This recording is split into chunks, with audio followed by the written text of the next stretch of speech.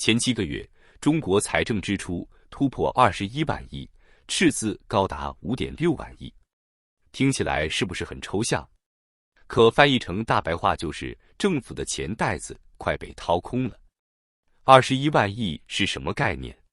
相当于日本1年的 GDP， 也差不多是整个非洲大陆1年的经济总量。这样庞大的支出规模，本应砸出一个奇迹，带来满大街的繁荣景象。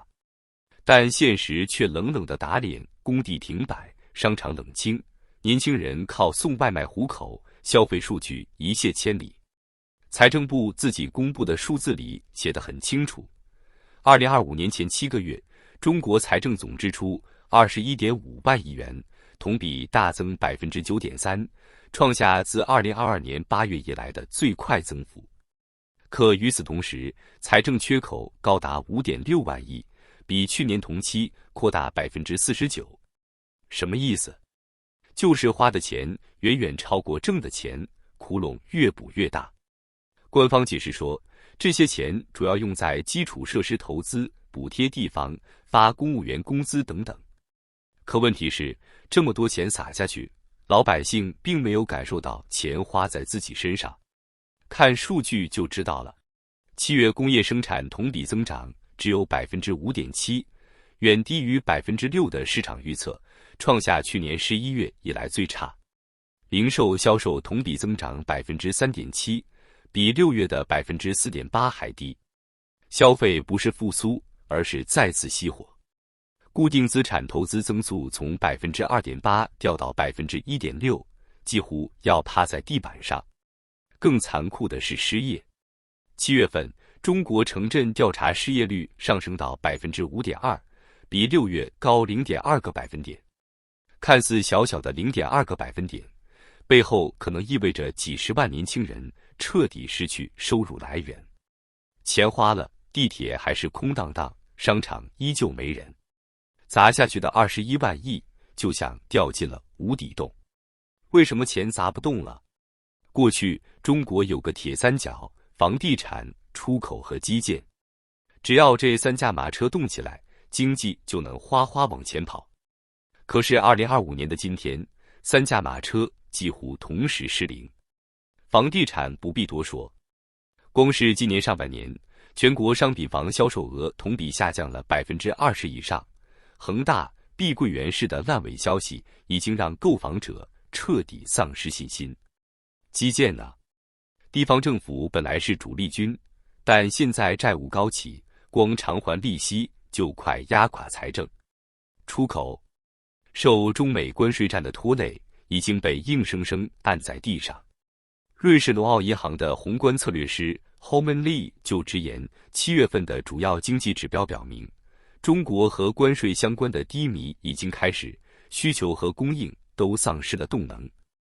这句话翻译成人话就是，钱再多，也砸不出一个消费者敢花钱的社会。更讽刺的是，这已经是美化过的数字。要知道，中国统计系统长期有个潜规则，报喜不报忧。比如去年，一些省份被查出虚报 GDP， 把负增长硬生生编成了正增长。那问题来了，既然官方都承认赤字扩大 49%， 那真实情况是不是更惨？换句话说， 5.6万亿的窟窿也许只是最低值。有分析人士指出，中国地方政府债务规模或已超过65万亿，而隐性债务加起来甚至接近100万亿。庞大的债务黑洞每个月都在吞噬财政血液。21万亿支出看似庞大，但在无底债务池面前只是杯水车薪。别看数字冰冷，其实每个指标都对应着活生生的现实。工地停摆，很多农民工7月没活干，只能提前返乡。央视还曾报道，一些地方工地因为资金链紧张停工，农民工工资被拖欠数月。消费萎缩，康师傅今年上半年卖出的方便面少了11亿包，销量暴跌，这已经是国民食品的崩塌。中产阶层断供，越来越多的家庭在微博和小红书上哭诉房贷断供，银行每天都在新增不良贷款。北京当局还想通过消费券补贴汽车家电来刺激，可老百姓心里门儿清，今天领到的几百块补贴，可能转眼就被明天的涨价吞掉。与其花钱，不如攥紧口袋。这是一个最悲哀的循环，政府越花钱，老百姓越不敢花钱。政府的钱从哪来？问题来了，政府哪里来的21万亿？财政部公开的数据里，前7个月中国财政收入几乎原地踏步，同比只增长 0.3%， 税收甚至下降了 0.3%。收入不涨，支出暴增，缺口只能靠发债来补。结果是什么？债台高筑。根据彭博社的测算，仅仅今年前7个月，地方政府专项债发行规模就突破了3万亿，创下历史新高。可是这些债大部分都投向了回报率低，甚至长期无法盈利的基建项目。要化解房地产市场恶化和美国关税的冲击，北京可能需要更多财政刺激，这意味着赤字还会进一步上升。换句话说，今天5.6万亿的缺口，到了年底很可能就是10万亿。财政赤字失控，听起来像是国家层面的事，但其实每一分窟窿，最终都会转嫁到老百姓身上。有人说，政府花的钱是国家的钱，错了，财政的钱从来不是凭空掉下来的，它来自3条路：税收、发债、印钞。而这3条路，最后无一例外都砸在了普通人身上。第一刀，税收越来越狠。官方数据显示，2025年前7个月，中国税收收入同比下降 0.3%。表面上看，好像压力不大，可一旦走进现实，你就会发现税降只是幻觉。地方财政紧张怎么办？就开始想方设法找钱。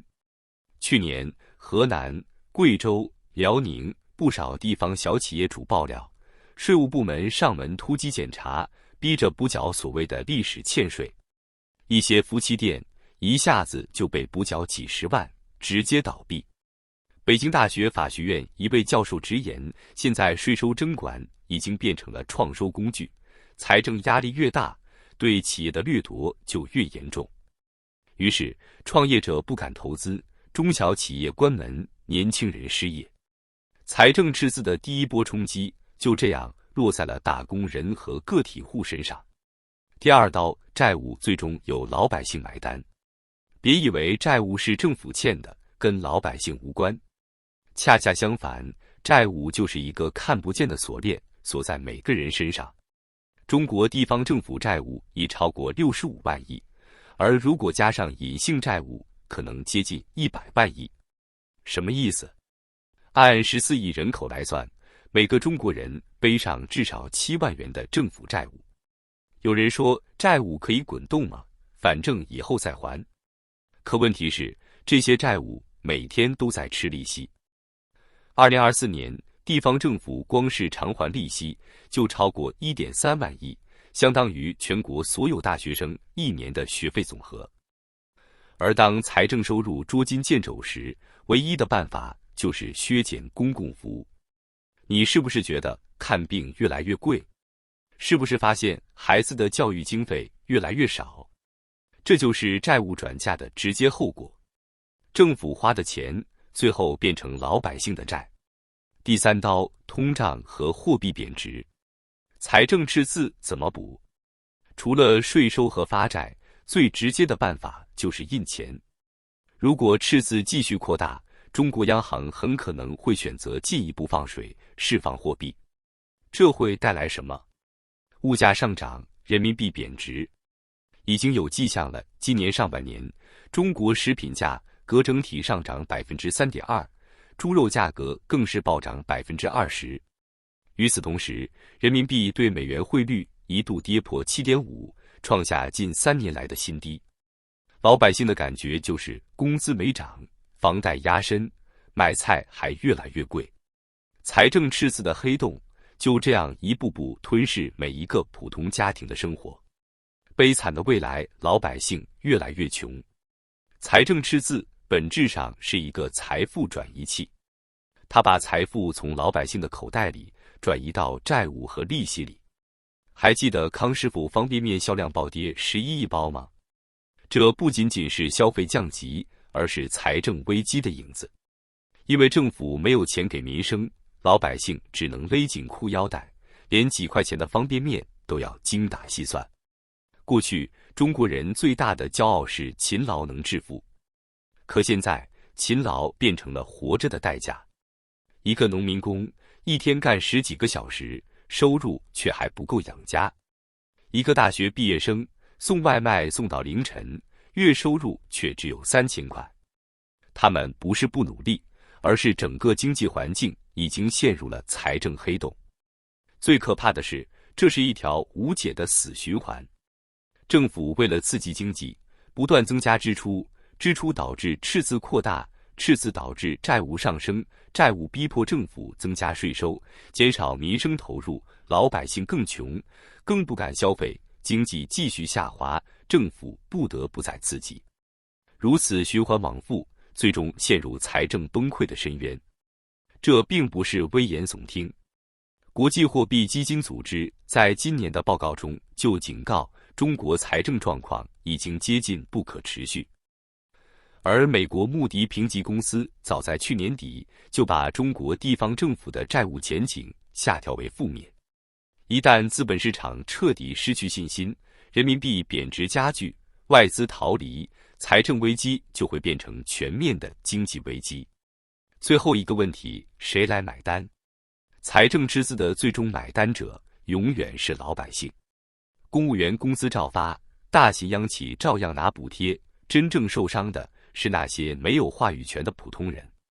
失业的年轻人，断供的中产，回不了工地的农民工，和连方便面都吃不起的底层家庭。